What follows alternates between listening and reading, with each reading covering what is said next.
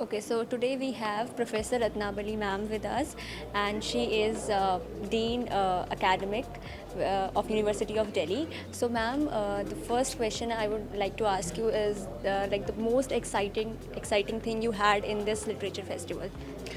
The most exciting thing is that you have a semblance of, many things put together at one place.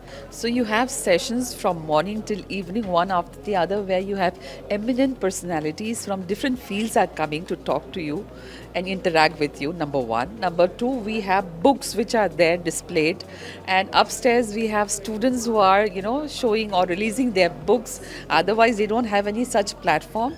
And if you go to Shankarlal Hall, you have such beautiful plays being staged there through the NSD. And because of which you can find that, connecting theater and then connecting your emotions is very important to have a, mental and healthy well-being, I feel.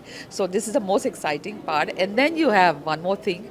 You have the all the colors of diversity of this country stage there in the rugby stadium where you can see the cultural performances and you have good food stalls. I think, what can you ask for more?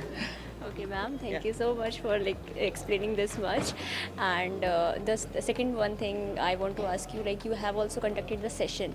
So if you could share the outcomes of that session with us. Yes, I conducted the session with Sri Vivek Ranjan Agnihotri, who is the filmmaker, writer, director, and I find that through his sessions, students have been able to get many insightful perspectives about life because he talked about how to manage your stress, how to manage your loneliness as well as failures. So there is nothing like failure as such.